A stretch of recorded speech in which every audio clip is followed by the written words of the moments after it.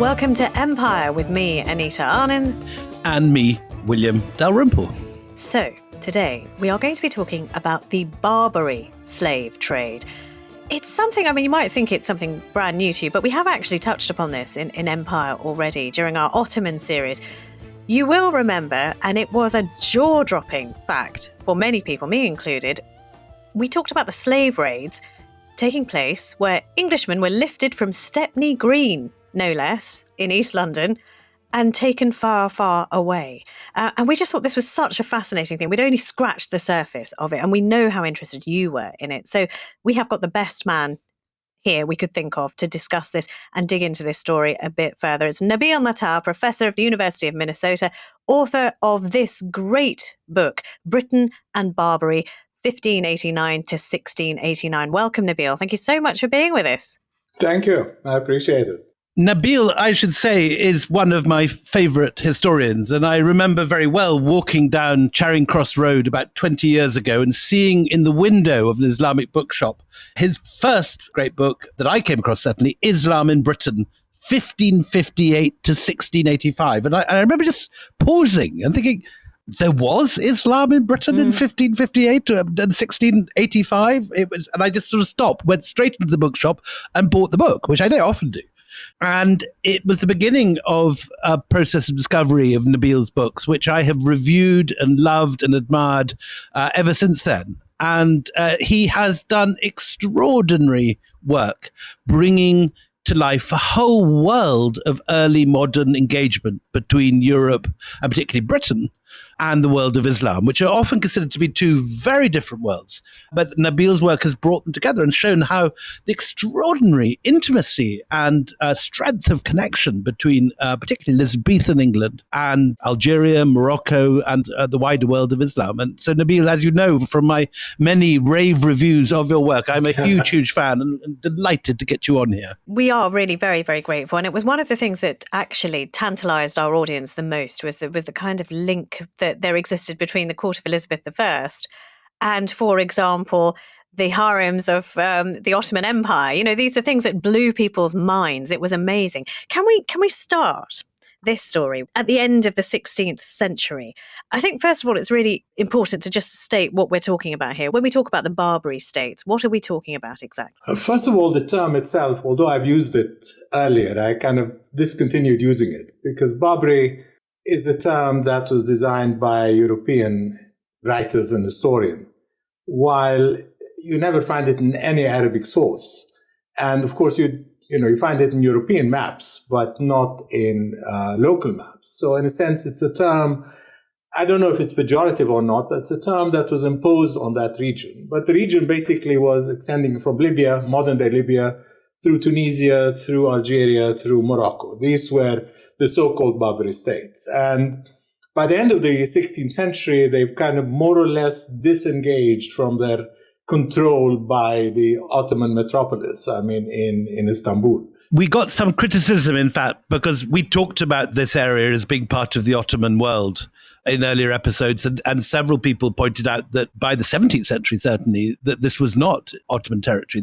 These were independent kingdoms. Well, the Ottomans were there through the Janissaries and through sometimes the local governors, but they had lost powers. But they were there until kind of basically the second part of the 17th century. You still had beys who were appointed from Istanbul, coming with maybe like 2,000 or 3,000 Janissaries, but really not having enough power or presence there as much as they had before. They're still within the kind of sphere, but not the sphere of influence. So we hear the term Barbary in Shakespeare, and another term that we hear in Shakespeare is Moorish, or the Moors, or, through Othello, the most famous Moor of all time. Who were the Moors? Where did they live?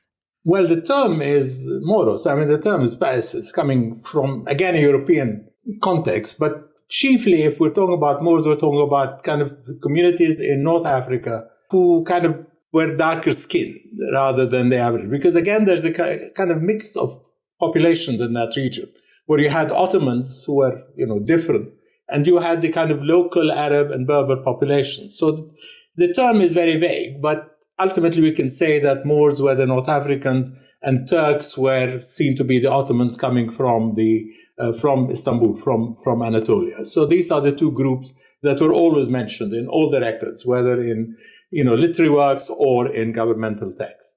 And Nabil, in your wonderful book on the relationship of that part of the world with the Elizabethan court, you pulled together some extraordinary connections. Just give us a brief outline of what the connection between the Elizabethans and Barbary were.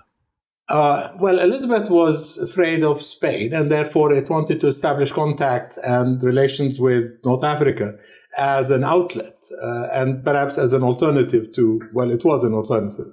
And so the result was that Queen Elizabeth established contacts with North Africa, particularly with Morocco, because Morocco is the most powerful and the richest of the region.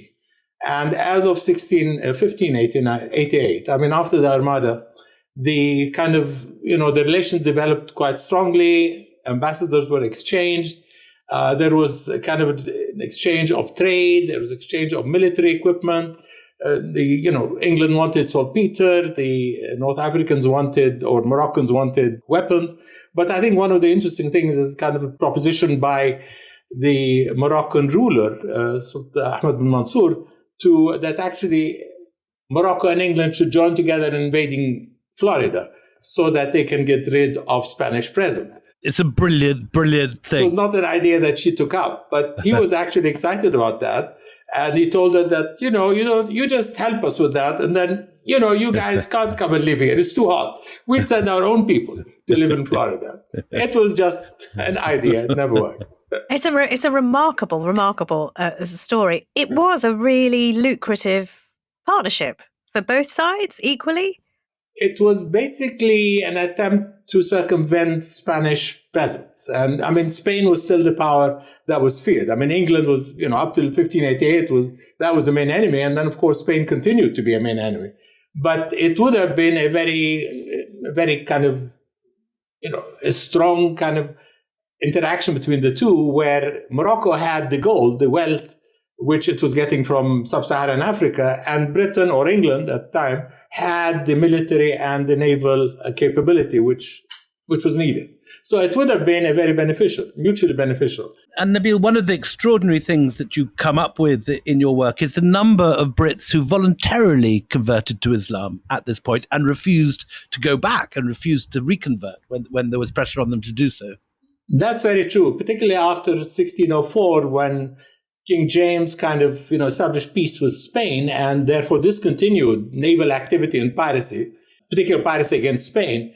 Then many kind of wanted to find alternatives. And yes, many kind of ended up in North Africa, whether, of their own choice or not, and then found that that's a place where they could reside. They could, if they chose, they could convert. But as long as they had some kind of, profession, they were highly desirable. And so they were highly welcomed, whether as mercenaries in armies, whether as trainers, whether as builders. And, you find reference to them throughout the Arabic sources as, assisting in various enterprises there. So, yes. There's a lovely quote which you have in your book, and you said that Charles II sent Captain Hamilton to ransom some Englishmen who'd been enslaved on the Barbary coast. This mission was unsuccessful as they refused to return. The men had converted to Islam, risen in the ranks, and were now, quote, partaking of the prosperous success of the Turks, living in a style to which they could not possibly have aspired back home. And the frustrated Captain Hamilton was forced to return empty-handed. And this is his quote when his official report. "They are tempted to forsake their God for the love of Turkish women," he wrote. "Such ladies," he added, "are generally very beautiful." That's true. I mean, there was conversion, and it may well have been because of ladies, but also because of meritocracy. That, if you were there and you had a profession and it was kind of rewarded, then you kind of established yourself in society, unlike in English society where you had to have lineage and, ancestry to kind of rise in status. Now, we can understand the interest in gold. We can even maybe some of us understand the interest in ladies. But there was also an enormous interest in things like currents. And we should really explain why currents had such currency at the time. Currents were coming from the eastern part of the Mediterranean. From North Africa, it was mainly gold, it was mainly saltpeter, it was mainly kind of animal skins. It was also horses. I think one of the most important kind of imports were horses, particularly in the 18th century. And of course, Shakespeare mentions that even in Othello, the Barbary horse. So there was, that kind of resource was very much in demand, especially when there were continental wars and Britain and England was fighting on the continent and needed support in that respect.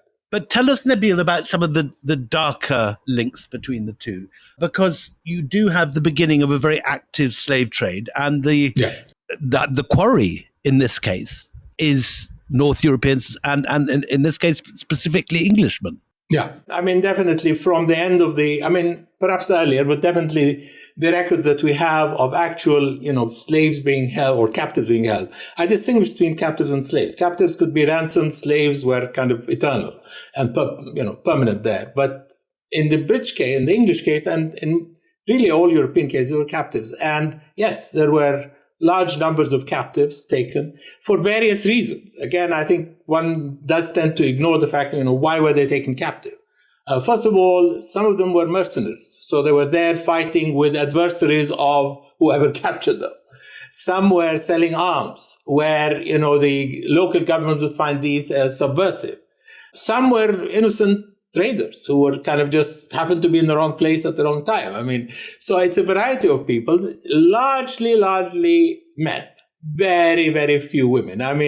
In my kind of counting, because I've done that in another project, I listed all the names of all the captives I could find in all the records I could consult from basically the middle of the 16th century until the middle of the 18th century. And I came up with around 3,500 to 4,000 actually named slaves, so captives. So we know that, William Dalrymple was there as a captive. I don't want generalization.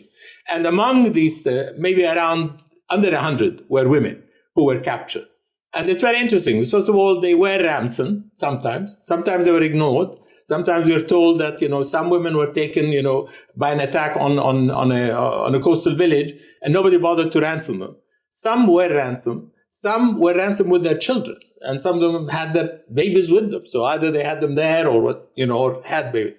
And what's interesting is that they were welcomed back in English society. They were not marked. They were not stigmatized, because who knows what happened? We don't know. But in a sense, they were accepted back. Nabil, you talk about a ritual for reconversion in one of your books. That's true. That was kind of instituted by Archbishop Laud, because it's a time where there was kind of a lot of conversion as a result of the fact that, England was undergoing major changes in the 1620s, 1630s. And there was migration, particularly going to the Americas, and they were captured on the road. And many kind of, converted. Why not? It was, it was an advantage to convert. And again, if you're looking at a sailor, how much did he know about his religion? So they converted, and Islam just expects you to say, just a witness. So they converted. Now, when somehow for various reasons they went back home, they wanted to ensure that, they are back in the fold of Christianity. So there was this long ritual of kind of readmission into the church. Around 3 weeks of that. And finally they were readmitted. But it was also an issue of, how do you verify that somebody who had converted really is serious about his reconversion? So it was a very complicated business, but it didn't last too long, by the way.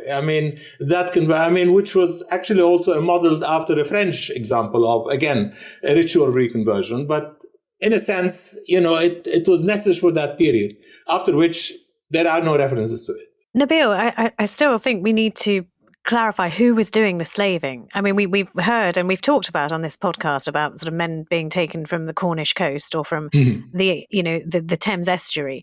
Who is taking them? And is it an organised slave trade? Like, we have the Royal Africa Company in our minds at the moment, but who was doing this and how organised were they? In terms of organisation, there was no kind of institution in terms of carrying out slave trade. These were basically ships that were financed by the local governor with input from both local communities and the Turkish kind of elite. And the Turkish elite were Janissaries. These were the better fighters, so to speak.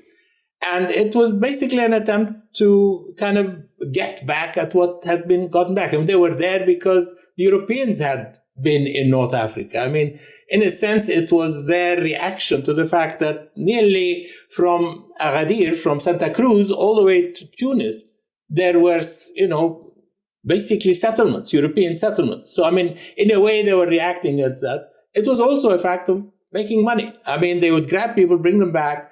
Either they would be ransomed, or they could integrate if they chose. And converting or not didn't matter. Most cases they did, but they didn't. But basically, it was a matter of, an income. Either we can make money by having them ransomed, or we can exchange them by captives taken by Europeans, either Italians or Maltese or Spanish. And you have lots of accounts where the English went around trying to find captives in other parts of Europe in order to exchange them with their own. Who's organizing this? This is the initiative of individual captains, or? The local governor. I mean, basically, the two big spots were Saleh and Algiers. I mean, Tripoli, Tunis, they had their own, but they more or less operated in the eastern side of the Mediterranean. And again, the sort of numbers, if you take, you said relatively no numbers of the ones we know by name, but estimates of the number of European slaves in a place like Saleh, can you make that? I mean, that's difficult to come up with, but I mean, the names, as I say, are just around 4,000, but there are references to 2,000, 6,000, 8,000 in various parts. So it's very difficult to come up with an actual number to say this is how many people were taken. But numbers were there. I mean, they are high numbers. The point is that they're coming from, very, very small societies in England, very poor societies. And that's why, in a sense, there was this momentum to try and bring them back, because the parishes didn't want to sustain families without the breadwinners. So that's why there was that. But in terms of numbers, it's very, very difficult. And as I say, I mean, one has to be very careful in saying, what the numbers were. I mean, estimates are there, and scholars have done that, but I don't know. I mean, this is difficult to finalize. Okay.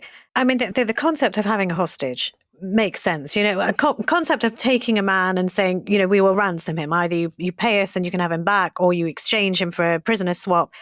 But slavery in of itself is something different, isn't it? It's forcing somebody to labor without money. And was that happening to the slaves that were the people who were taken? That's why I prefer to use this term captive, because I mean, they were not slaves. Slaves, I look at them as permanent. Captives were exchangeable. And when they were captured, depending who captured them, depending who, I mean, it's a very kind of mixed picture. But once, and the stories we have from various captives who wrote about their experiences after they returned to England, is that, they were put to work and they were paid. And sometimes they had their own kind of income. And we have stories about captives who actually smuggled some of their money out of Algiers back to their families in England. So it wasn't free. I mean, yes, they were captive. I mean, they couldn't leave. It's against their will. But they were given labor and they made money. I mean, it's not a big, and that's why many of them stayed, because in a sense they felt it was a kind of much more comfortable, much more reliable kind of livelihood there than elsewhere. What Hamilton calls the prosperous success of the Turks. Yeah. One captive who actually wrote his own account, or somebody wrote it for him, but one captive at one occasion during kind of 1640, during the Civil War in England, kind of, had to reflect whether he should go back or not. He says, well, I have a good life here. I mean, I'm a captive, but my master treats me well. He pays me. So, it's a great life. And why should I go back to England where it's uncertain and, future is dangerous? So, but he does go. I mean, does flee. But in a sense, there is that tension between kind of a comfortable for somebody who's from the lowest social class in England, a sailor who has nothing in life, or a farmer who is captured, and having a manageable way of living in captivity. Okay, I mean, so I'm trying to picture this, and to me, it feels more like indentured servitude than it does slavery, because you're having payment for it. Does that mean, though, because again, when we talk about slavery, we often talk about people who are enslaved for the generations to come, that your child will also be a slave, or your grandchild. That's not the case here, is it? No, that's not the case. I mean, as I say, they were also always ransomable or exchangeable, as long as the price is right. They would go back, or they would die. I mean, again, conditions were very difficult. Sure, but if you didn't have a ransom paid for you, if you were like this Cornish sailor who's living on subsistence in England, and then you're taken somewhere else to Algeria or wherever it is you end up, and you're working for somebody for whatever they decide that they're going to remunerate you for as an indentured labourer, if you then fall in love and get married and have a child, are you allowed to do that as an indentured Cornishman living somewhere in one of these countries? A male cannot marry a female, I mean, a Muslim woman.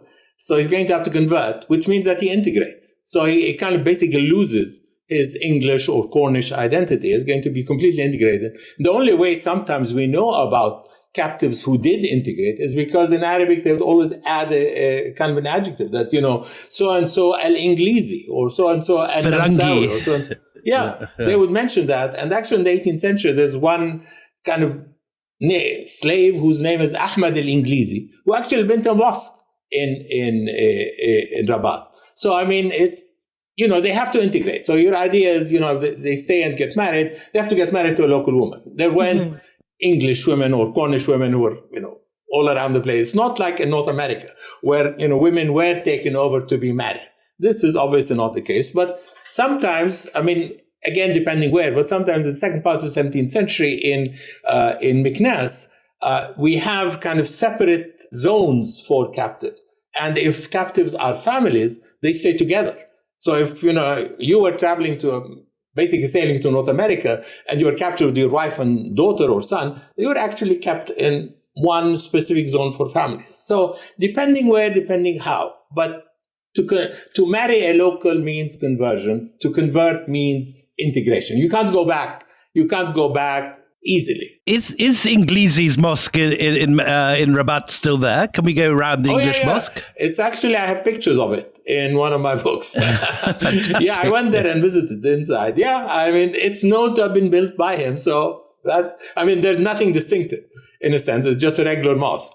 Nabil, you talk in your book about Sir Thomas Roe, who's a figure that's in the press a lot at the moment because there's just been a biography of him written, which I hope we'll be talking about later in the series. But you mentioned that he complains that not enough money is being collected in parishes to be spent on ransoms, that there's a crisis because these guys are languishing in North Africa and no one's bothering to redeem them. Yeah, I think that was the main problem in England, and that's why the issue of captivity becomes such a prominent issue, is that there are no ecclesiastical or royal institutions that tried to kind of ransom captives in the way that in France or Spain, you had actually ecclesiastical institutions, the Mercedarians, the Redemptionists, who went out with money collected either from local parishes or given to them by the monarchy. That's what the Redemptionists are. When you see a Redemptionist church, they're there to redeem captives taken by the Moors. They were redeeming captives. And you don't have that in England. Oh.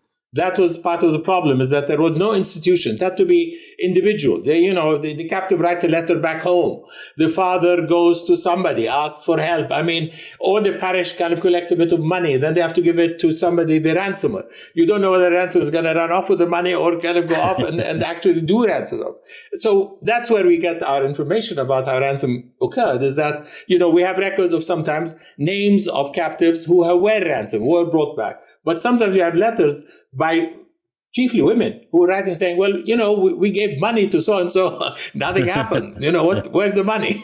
I'm fascinated in the way in which they basically went window shopping around the British Isles. I mean, this great success in either, sort of travelling quite audaciously up through the Thames or to the coast of Cornwall or the Bristol Channel or the straits between England and Ireland. I mean, how and who was this successful and this audacious to do this? Who are we talking about? And why is the Navy not doing anything to stop them?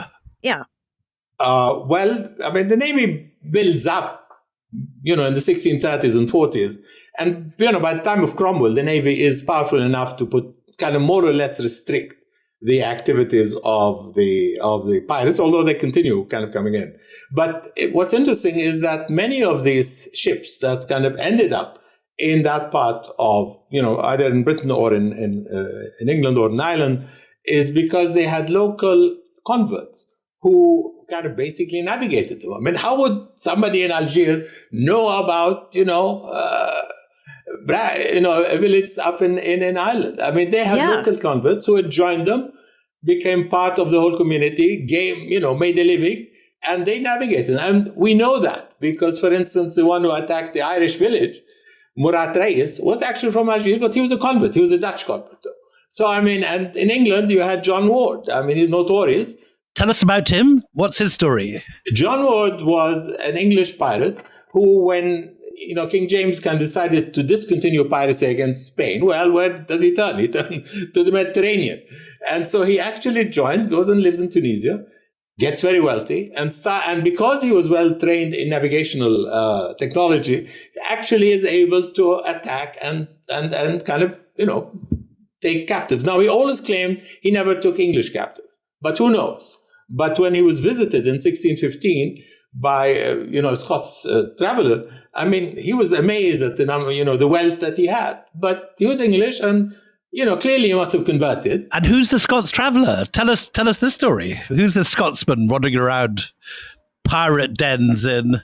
The traveler was Lithgow, and he stops he was going to the Holy Land, he was going to Palestine, and he stops, and he kind of goes by sea. And so he stops in various cities in, coastal cities in North Africa. And he visits John Ward, and he describes him. And, and you can imagine, I mean, people in England reading about somebody who was English, went there, made money, he was very wealthy. I mean, the description is that he has a harem. Now, we don't know if that's accurate, but that's how he described him. And so readers would have loved that. Did John Ward convert? Did he become Absalom Ward, or? The only reference I found of him was in a late 17th century Tunisian text who mentions his name along with another Dutch person. Now, he doesn't mention whether they converted or not, but I mean, I think it goes without saying that for him to have established himself so well, I mean, what does it take to convert? As I say, one sentence in terms of witnessing to God and to the prophet. And that was it. I mean, it's not a theology that he had to learn. And what's interesting is that, he dies of the plague in, I think, 1621 or 22. But a play in England was kind of written in 1611, just at the time of the Tempest, where he is actually killed off in the play. And it's called A Christian Turned Turk. So they didn't like the idea that, somebody like him can go there and make money and convert and make money. So they actually, in the play, they kill him off. But he was still happily living. Okay, I mean, I'm thinking there are lots of things that England won't like about this. I mean, that's one of the least of their problems. But there's also, surely, for a reigning monarch, and I'm thinking probably this applies more to James I than anyone else, the fact that you've got somebody pilfering your young men, from your own country and taking them away. What were the ramifications for the English monarch that this was happening? Why would he care? I mean, these are kind of sailors. These are kind of nobodies. Nobody. See, the whole point is that nobody cared about the captives except their families, of course, the parish because they didn't want to sustain families without a breadwinner, and the trading companies because they relied on them, to sail the ships. But why would the monarch care? I mean, why would the royal courts care? I mean, these are nobody. So that's why, in a sense, throughout the 17th century, I mean, it was sporadic when the monarch would intervene. Otherwise, it was the trading companies, and they would charter their own individual ransomers if they had the money and the will. And the poor families and the parishes just had to take it. But we have stories about, King James being followed and by women asking for help. We have all the petitions, women kind of signing petitions. I mean, the first Me Too movement in Europe was Bring Back My Husband. Women assembled together, signed, I don't know if they signed or maybe just done, but anyway, we have, they demanded action from the monarch, from parliament, from everybody. Nobody cared. I mean, who cares about these sailors? Nabil, we have to take a break in a second, but before we do, you must tell us one of my favorite stories that we briefly referred to in an earlier pod. This is this English captive who gets captured in a sea battle in 1648, taken to Algiers, and is made to put to work as a cook. But this proves a mistake because his cooking is so terrible that he gets sent back to the slave market. This can't be a true story. How could there be a bad English cook? What's the source for this? With the English were the most active writers about captivity. I mean, we have an account of captivity every 10 years. And so we have by far more information about how they viewed the whole experience than other Europeans. I mean, the French, the Spanish, they didn't write as much. the English were writing constantly. And so we have really a very mixed and very complicated image of how captivity was. Some were, as I say, perfectly okay as long as they could make a living. Some, like to play the role of the martyr, we're here because, we're suffering because of, we're Christians, etc. And, others tried to escape, and some did, and then they wrote about it. In this account, you say that his master says he made such mad sauces and strange ragout that has such a loathsome taste that he gives him 10 bastinados as a punishment. I don't know. I mean, that account is kind of a bit imaginative. So I don't know. But it was entertaining. I mean, that's the whole point. They were writing text because they wanted to sell. And so in a sense, they were appealing to an audience who, 10 bastinados, I mean, of course, that would not have gone down well. But the texts are complicated in that respect. You don't know how much truth there is in them, or how much they're just kind of projecting an image, or how much they're actually accurate. And many of them seem to be specifically accurate in terms of geography, particularly if they don't get published. They kind of, then we know that they wrote them just for themselves and they wanted to keep a record. While if they're writing because they want to, sell them, then they would kind of, elaborate on them. You're raising the issue of accuracy, and I'm glad you did, because join us after the break when we'll talk about numbers again, because Nabil has done the work, has gone through the books, has counted the names. But there are some pretty extraordinary claims out there about the number of people who were enslaved. Join us after the break.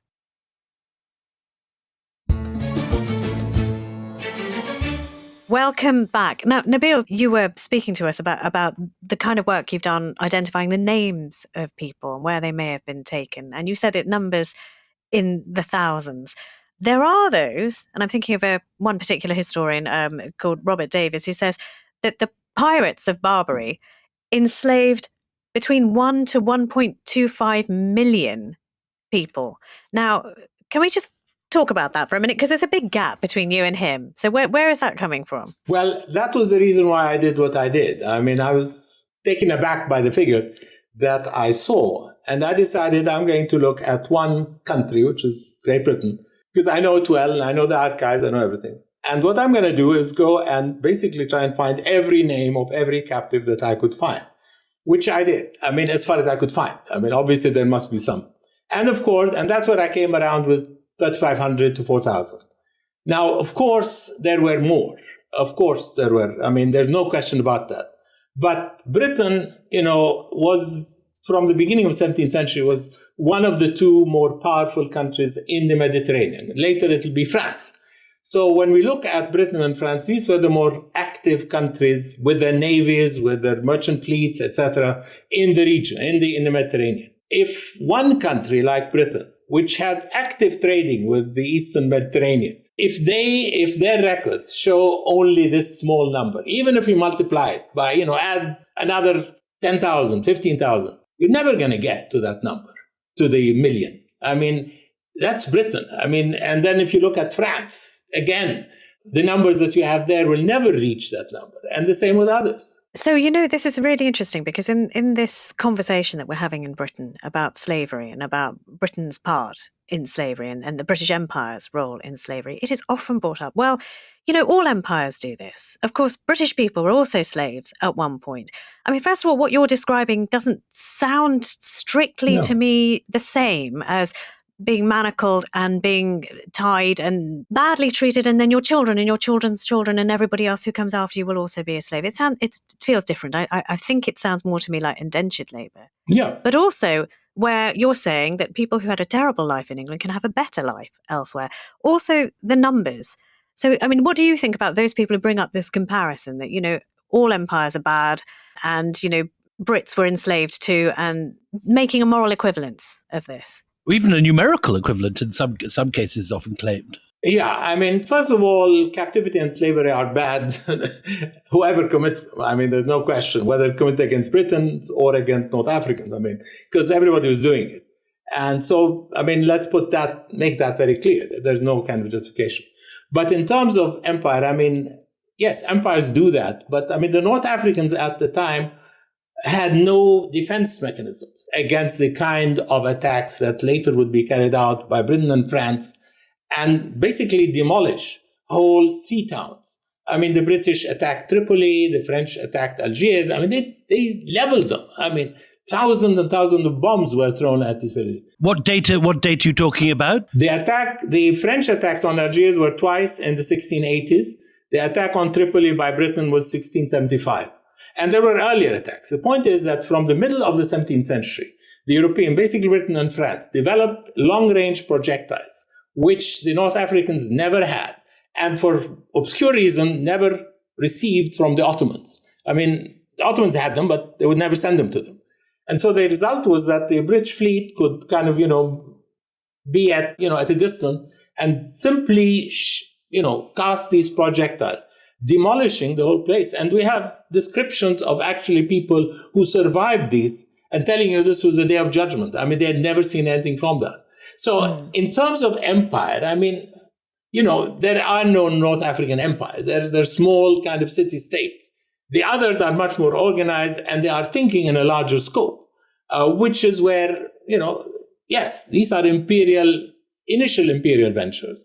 And that's all. I mean, the North Africans had no way of retaliating. They never bombarded or attacked Portsmouth in the way that the British attacked Tripoli. But going back to this idea of people taken from their homes, I mean, I still want to see and feel and understand that, you've got this poor Cornishman who's taken away from his home, his family, the people who love him, the people who are petitioning James I and not being listened to, who have children to raise and all of that. What happens to him? Because, I mean, at the moment, it sounds like, he could have a lovely life, but I'm absolutely convinced that can't be so. You don't take somebody and, no, I mean, it can't be like a holiday camp, surely. No, so what was their treatment then? So how were they treated? Yeah, no, I agree. In no way will I say it's a holiday. So tell me what happened to those who nobody paid for or cared about. They either stayed there and died, or they converted and managed to kind of continue living a better life. No, but stayed there and died. I mean, were they put to work? Were they beaten? Were they starved? I mean, I think we need to talk about that because it's not that they just suddenly expired because nobody want them. Okay, they arrive there on a ship. Whatever the reason is, they are captured. They are brought to let's take Algiers. It was one of the bigger centers of sales. They're brought there. They're divvied up. And a certain number goes to the ruler, to the local governor. The others are kind of divided among the sailors and among the shipmaster, etc. Each will take whatever number of captives they've come up with.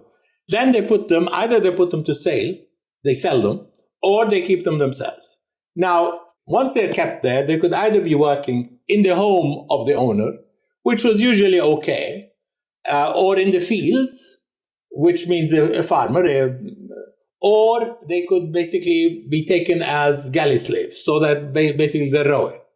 Now, depending if they stay on in that, the worst condition was to be on a galley ship, because that is, that's devastating. Do we have any estimates of the sort of life expectancy of galley slaves? How long would you last in an Algerian galley? I don't know. I mean, it's just that some of the lists I had where, you have a list of the names of the captives. You have many who died.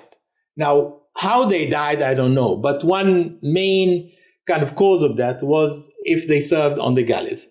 How much they lived, depending on their physique, on their strength, but we don't know. But that was the worst condition. Okay, but on the galleys, and we've talked about this when we did the Ottoman Empire, the conditions were appalling, rancid. Yeah, I mean, they were chained together. They didn't have any space for their things. Those who were promoted had a little more space. We had wonderful Barnaby Rogerson describing about having, if you were a preferred and an obedient slave, you would have a little porthole to put your belongings out of, and if not, you would just sit in your own filth and life would be miserable. Yeah, no, absolutely. On a galley, I mean, it's always going to be tough. Those who are kept on farms or in households clearly had a better experience. Some of them ended up kind of working for the governors and traveling around the region. More importantly, is that to a large extent, but not always, to a large extent, conversion could get you out of your captivity. Was that an option open to everybody? Could everyone choose to convert and get their freedom? Absolutely. I mean, conversion was definitely encouraged, but whether they would be freed or not was always kind of dependent on the owner. But the qadis, the local kind of governor would actually urge the manumission of captives, of slaves. That is there.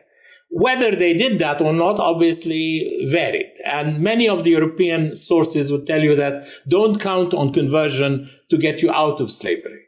On the other hand, what you see in the Arabic sources is that, conversion did get people out of slavery. They ended up kind of, settling down. And that's it, integrating in the new society. So I think that's a major difference in the two contexts. That, the empires were empires. They had a larger vision of how to kind of dominate and move beyond their limit. These were not empires. These were city-states, more or less, within, kingdoms.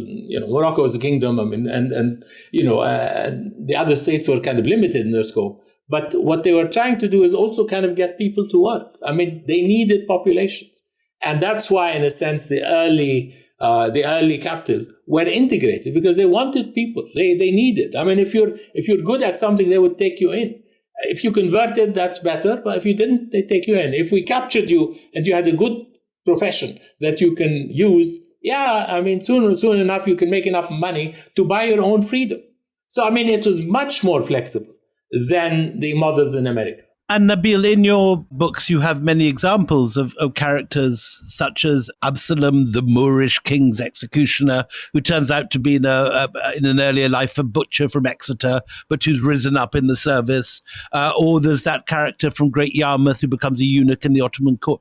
There do seem to be these elevators available in this system, whereby someone that is captured, if he converts, can rise up in service. In most cases, yes. And I would say that kind of option was basically up till the end of the 17th century. After that, these areas from Morocco to Algeria become extremely impoverished. They no longer kind of attract the attention of people seeking a new life. Then it's kind of the Americas that takes over. But in terms from the Elizabethan period on until I would say the Restoration, yes, there are numerous examples of men who rise in status. And many of the names of naval commanders are, the lists will mention so-and-so a renegade. These are Europeans writing. When the Arabs are writing, they will just mention the name of the country, Al-Janawi from Genoa, or An-Namsawi from Ramsa. So, they will tell you, so you would know that. But, by the 18th century, that's gone. It's no longer an option because these countries don't have anything to offer. And you also talk about how, at the same time, you've got a growing sea power from Britain, that under Cromwell, the Navy gets far more efficient at taking on the Barbary pirates, and that earlier ability they had to snatch people and to dominate the seas so that they were much feared diminishes under Cromwell. I think Cromwell was the first, ruler to recognize that the trading companies are very important and that they needed kind of governmental support, parliamentary support. I think that was a problem with James and Charles, that both of them kind of ignored them. They didn't care about them. He recognizes that trade in the Mediterranean, as well as elsewhere, but definitely trade in the Mediterranean was crucial to, the financial situation in England, and therefore, advanced the Navy as a means of support. And as I say, associated with that, the development of the long-range projectile. Once you have these two things together, then the numbers are going of British captives is going definitely to decline. And the only captives that are going to be there are captives who kind of basically a ship sinks near a Moroccan coast or Algerian coast, then the men are captured and taken. But in terms of actual attacks at sea, it's going to be much, much less. And, we know that because, by the early 18th century, they're not North African ships are not even allowed to kind of enter into European waters. Particularly England. Queen Anne makes it a point that you're not allowed to sail in the Channel, and they had no clout by that time. It's gone. And so by this point, you the same time that the Cromwellian fleets are developing these projectiles, improved cannons, taking on the Barbary, is also the same period that the slave trade is really getting going within Britain, that they're not only no longer being enslaved, but they're actively becoming slavers at the same time. That's true. No. But they had been that for a long while. And, let's not forget that Tangier becomes a British colony in 1662 or 61. and they will have North African captives there as slaves. So this is a British colony with its own slave force. And we have the names of the slaves. Am I not right that Pepys actually ends up in Tangiers at one point and writes his diary from there? Yeah. He worked with the Navy, so he was involved in that. But we have actually a list of the names of the slaves, the North African slaves, who were in Tangier. And the reason is because, they wanted to keep track of them. And obviously they were dispersed, whoever had his own slaves. So we have the names and the owners of that. So, slavery everybody was doing that. It just depends what the options were if you were captured. That's kind of basically it. In the North African scene, you could convert and get out of your kind of socioeconomic, condition, or not convert. Not always conversion was necessary. While, for slaves in the Americas or slaves elsewhere, convert or no convert, you're going to stay as a slave. So that was a major flaw. The other thing is that there's no structure. There's no imperial structure that governed them. And these were separate city-states, often fighting with each other or aligning themselves with Europeans, either France or Britain, and then fighting, capturing Britons because they're on the side of France, or capturing Frenchmen because they're on the side of Britain. So, and then protected, obviously, by the British fleet or the French fleet.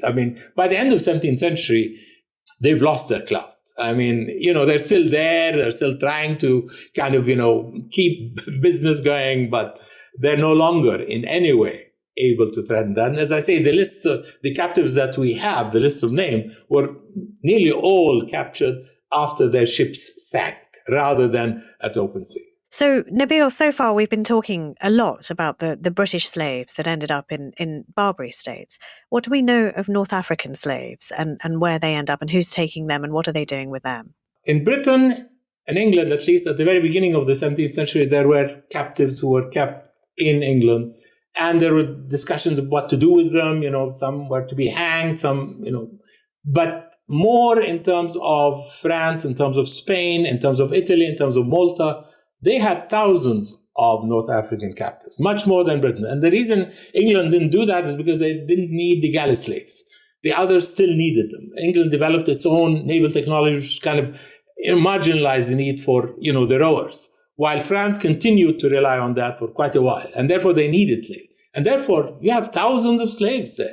And the lists are there. So, we know who they are. And the French actually kind of, looked at slaves and they described them, how they look, what kind of marks they had on their faces, etc. We have actual descriptions of these slaves. Plus the fact that in ecclesiastical art, so many cathedrals in Western Europe, even all the way to Bucharest, you find slaves. You find the kind of the cardinal or the monarch, or, and under him are the slaves. So, this was a common feature in European society. Now, North Africans didn't have the kind of, figural art.